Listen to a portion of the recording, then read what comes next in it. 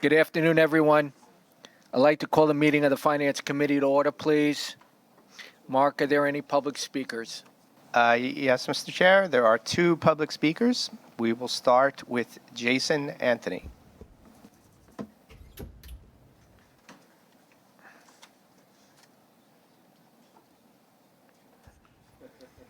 Good afternoon, Lawrence and Rob. I wonder when Rob will say goodbye to this entity and take the Amtrak to Hudson and never come back to this entity.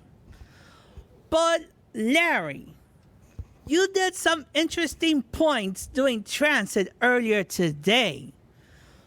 But I wonder when you will walk from here to Broadway to the Staten Island Ferry, get on it, take it to St. George Terminal, and stay there for like an hour, and you will see Fairvation on full display.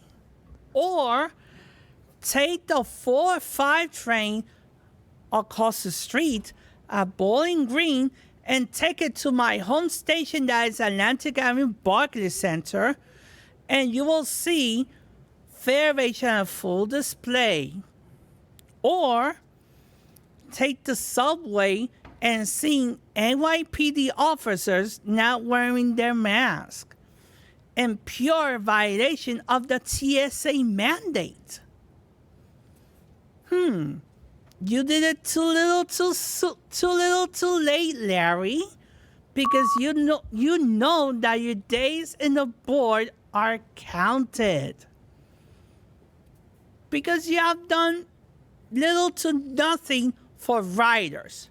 Rob, you're manager of Andrew Mark Cuomo. When you gonna do something for riders like myself? When pigs fly?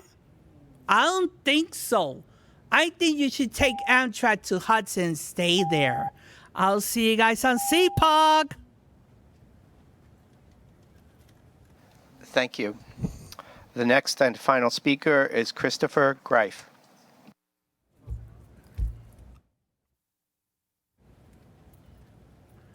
Good afternoon. I'm Christopher D. Greif. And I just want to mention one thing. Earlier, when you did mention about saying the word handicap, we're not supposed to be using that word because I do not use my cap with my hand. We use the word accessibility. So let's please be careful what we use because a lot of people with disabilities do get very insulted, including the late Edith Prentice. Don't worry, Edith. Everything will be all right. One thing I do want to remind our Finance Committee that, yes, Omni is coming. And I'm very happy for it. But I will be more happy if we please keep the reduced fare where it is, including the monthly and the weekly where they are. Because a lot of people who are disability, who have Social Security, SSI or SSDI, which stands for Social Security Disability, they need to make sure they do their budget with a monthly to get on the bus and subway faster and easy and manage their budget. So please make sure you keep that as well as making sure if we're going to do fare evasion checks, let's check at all stations in any of the boroughs and let's make sure that those machines are working properly. We do have bus machines that do break down very quickly during the cold weather times. So let's make sure we please fix those issues. And let's remind the safety of our customers that they're trying to pay very easily to use the Omni or the reduced fare MetroCard. Have a great afternoon. Thank you. Mr. Chair, that concludes the public speakers. Thank you, Mark. Next, we have the approval of the September 13th minutes. Good. May I please have a motion? Second? Second. All those in favor? Aye. Any opposed? Minutes are approved. Mark, can you walk us through the work plan, please? Certainly, there are no changes to the work plan. And moving on to the next item. The next item on the agenda is Budget Watch, and David Keller will be making that presentation. Good afternoon, Commissioners. Results for operations through September and subsidies through October and are measured against the mid-year forecast, which was presented to the board in July. Farebox revenue was $114 million favorable year-to-date, or 5.8%. For the month of September, Farebox revenue was favorable by $30 million, or 11.7%. Toll revenue was $8 million unfavorable year-to-date, or 0.5%. September toll revenue was favorable by $1 million, or 0.6%. And just to go back to last month with Chairman Schwartz, you had asked about what was going on with toll revenue. This is a reversal going from unfavorable to favorable after the prior 2 months of unfavorable. Farebox revenue is measured against McKinsey mid-year forecast, which is based on the midpoint between the worst case and best case scenarios developed by McKinsey. The adopted budget earlier this year had assumed McKinsey's worst case scenario. While Farebox revenue is favorable compared to the mid-year forecast, Farebox revenue actuals remain about 56%, or $2.6 billion below the pre-pandemic Farebox revenue level through the first 9 months of the year. Toll revenue forecast in the mid-year forecast is based on McKinsey's best case scenario. The adopted budget from earlier this year was based on the midpoint. Toll revenue is about 6%, or $91 million below the pre-pandemic level through the first 9 months of the year. Expenses were $417 million favorable year-to-date, or about 4%.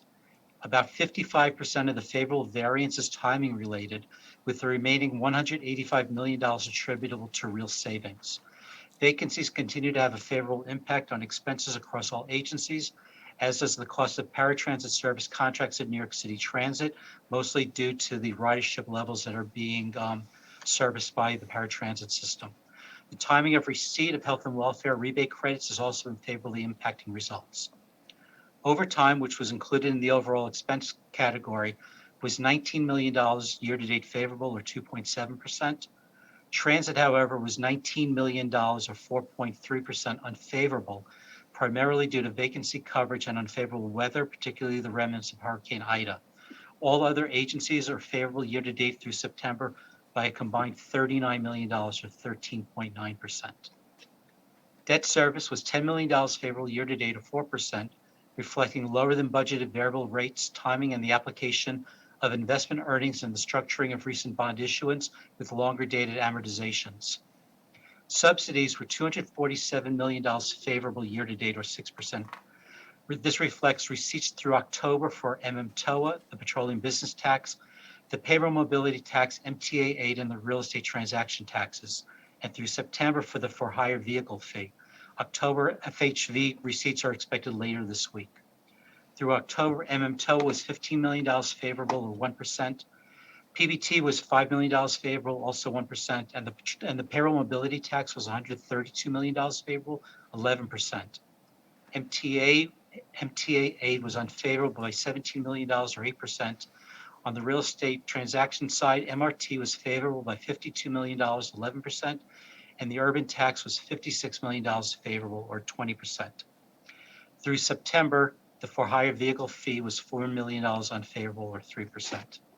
The mansion tax and internet marketplace sales taxes were a combined $58 million favorable, or 14% through September. The July plan recommitted these taxes to the lockbox for the 2020 to 2024 capital program. Together, these results show a favorable $538 million variance year-to-date against the mid-year forecast. And that concludes Budget Watch, and I'll take questions if there are any. David, for either you or Bob, all revenue sources for operating expenses, forget anything that goes into a lockbox for capital, but all revenues in terms of what we budgeted for 2021 versus what is projected to come in, are we on target? Are we above what we budgeted? Are we below what we budgeted? Where do we think we're going to land by the end of the fiscal year? We are very favorable to the budget in both the operating expenses and the revenues. David, do you have the total? Yeah, we are about $538 million favorable on the operating budget side, year-to-date September. That's a combination of expense savings as well as increased revenues? That's right, operating revenues and the dedicated taxes and subsidies. That's correct. That's separate from anything that goes into the lockbox Yes, for capital? correct. Doesn't higher than anticipated ridership also help? Yes. I mean, you heard that with the comments, but again, we always have to step back and remind people that overall, we are significantly below right. where we were in 2019. Right. But again, it's the difference between us in the July plan and building in the worst-case scenario, and now we've moved to the Mid-case scenario. Yes. Yeah, thank you.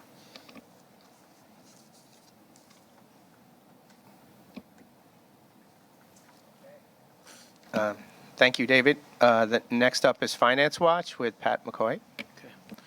Good afternoon. Finance Watch appears on page 20 in Director's Desk. So just a couple transactions. Last month I did talk about the TBTA PMT 2021C issuance of $853 million.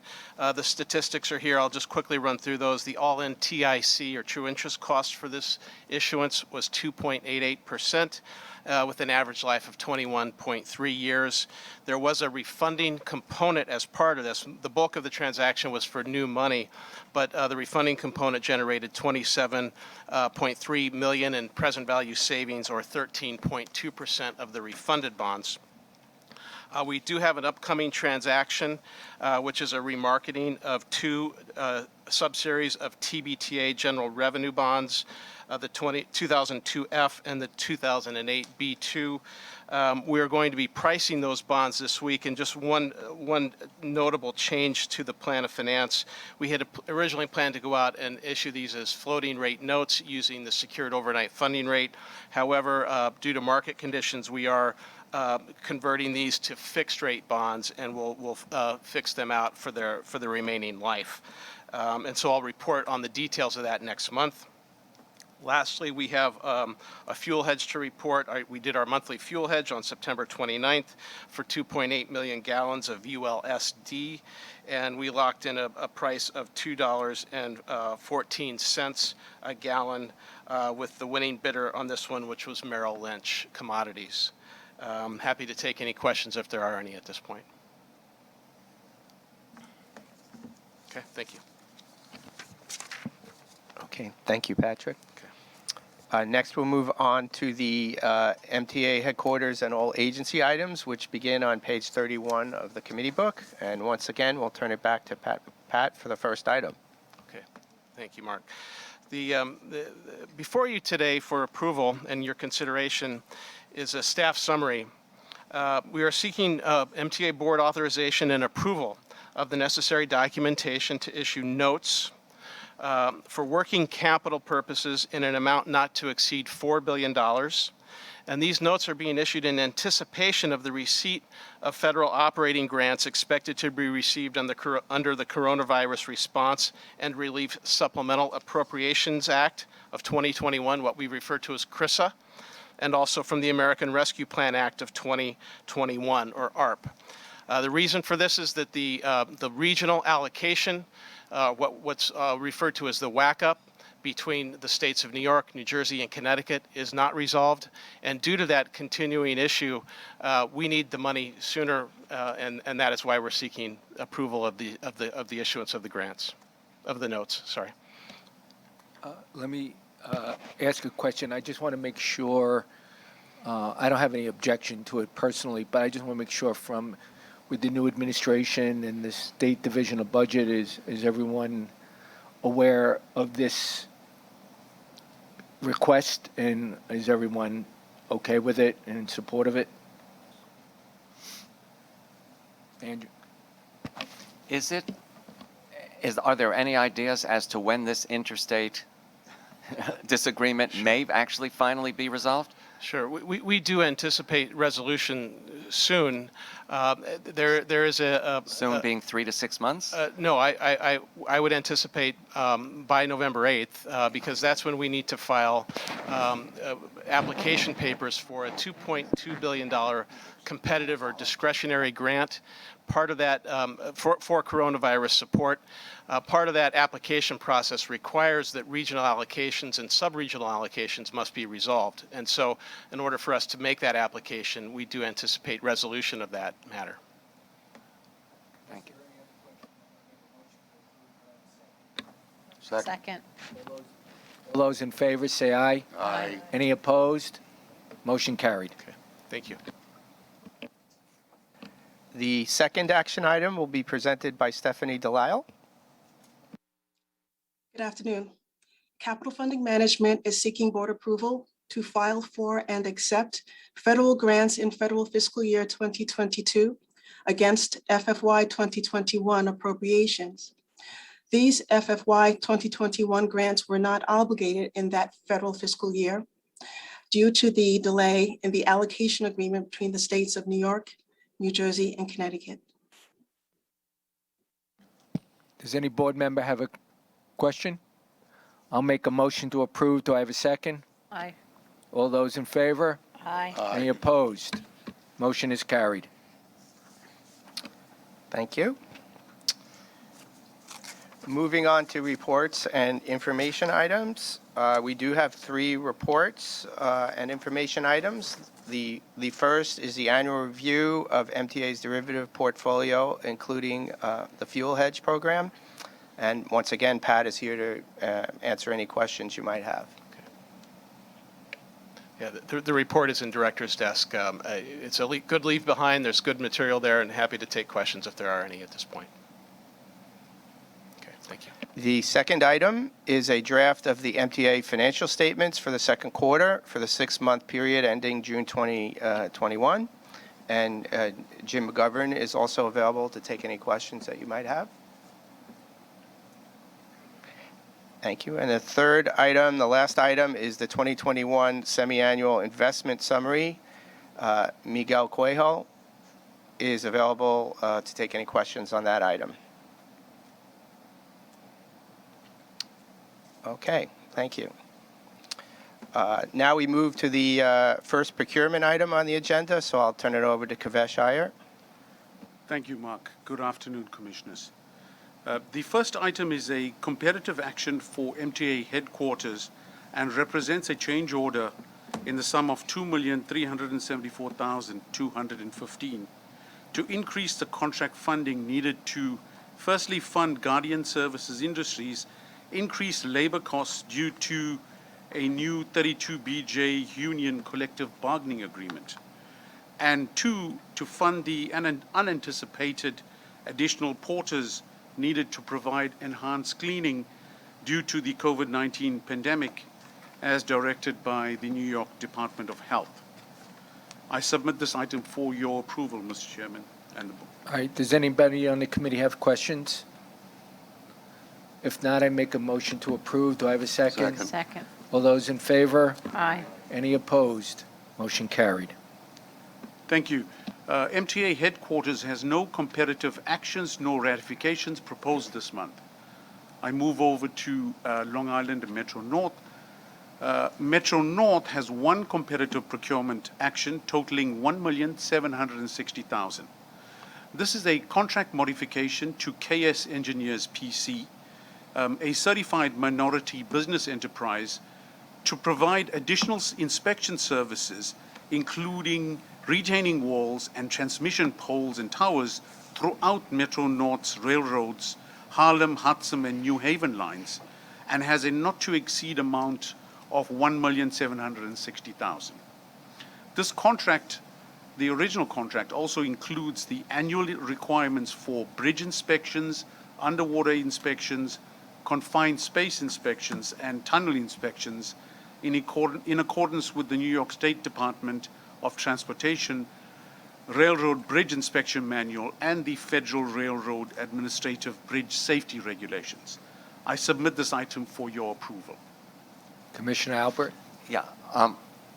Is this from Grand Central all the way to the ends of all of the Metro North lines? Yes, they are. So it would include, for instance, the Park Avenue Viaduct?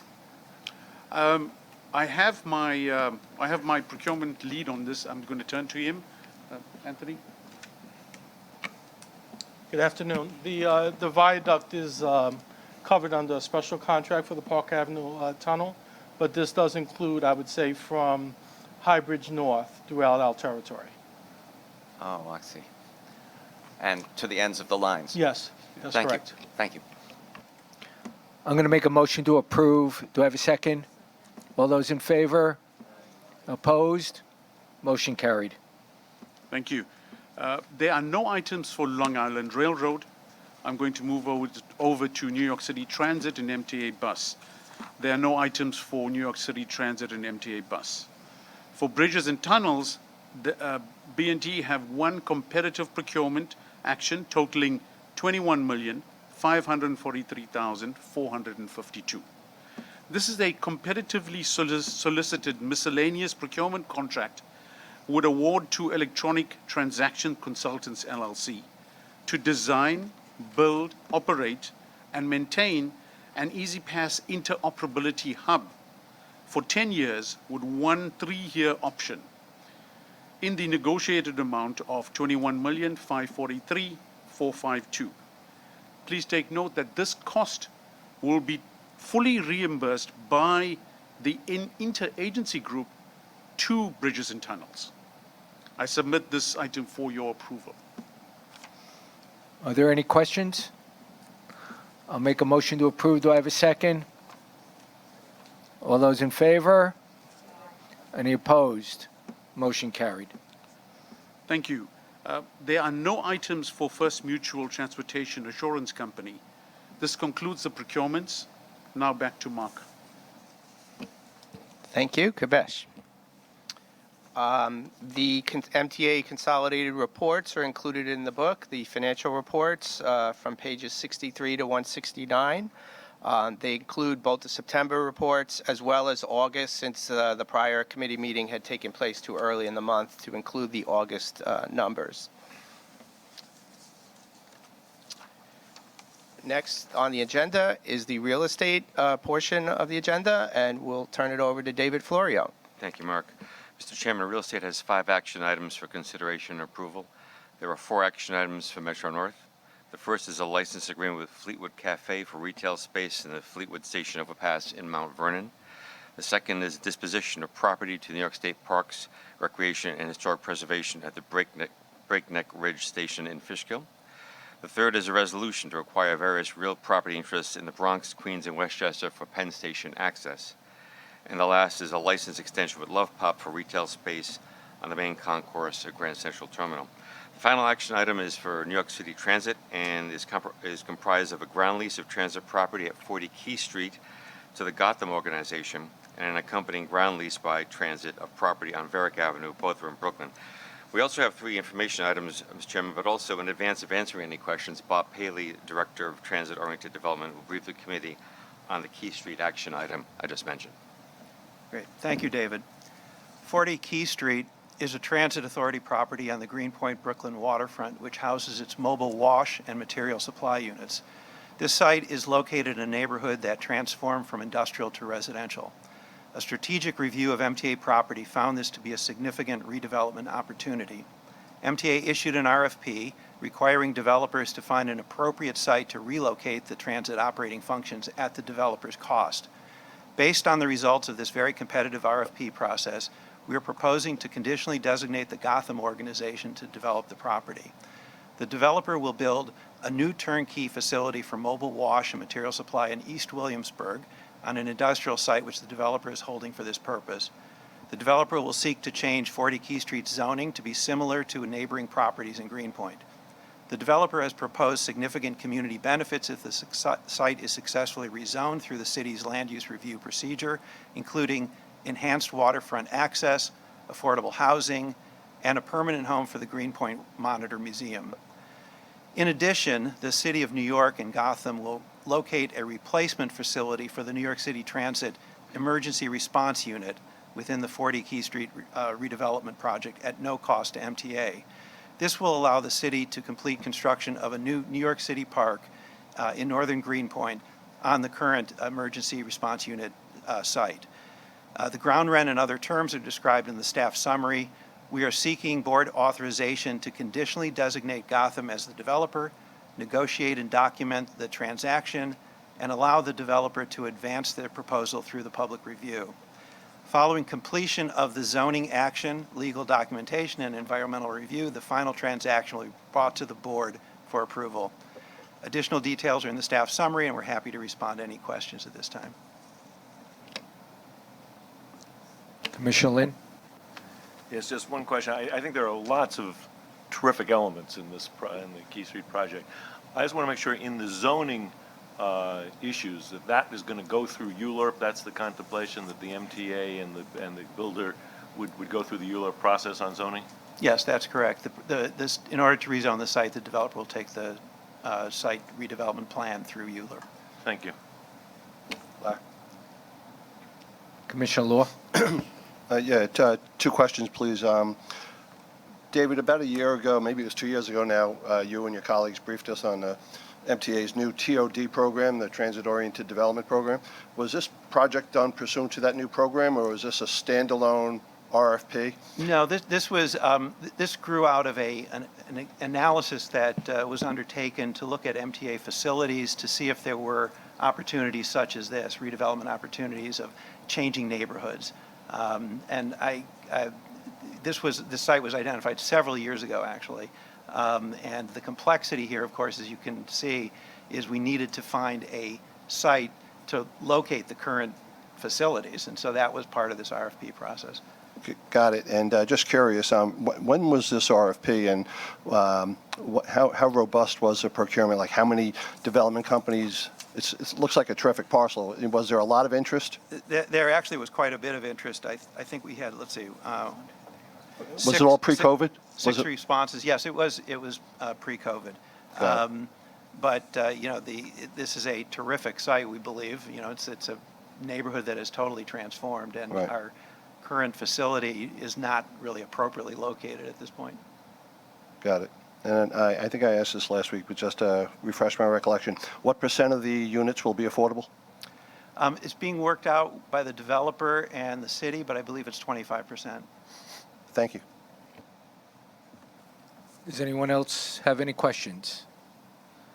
If not, I'm going to make a motion to approve all the real estate items. All those in favor? Any opposed? Motion carried on all the real estate items. I think that ends the agenda for today's meeting. I'll make a motion to approve, to adjourn the meeting. Do I have a second? All those in favor of adjourning? Meeting's adjourned.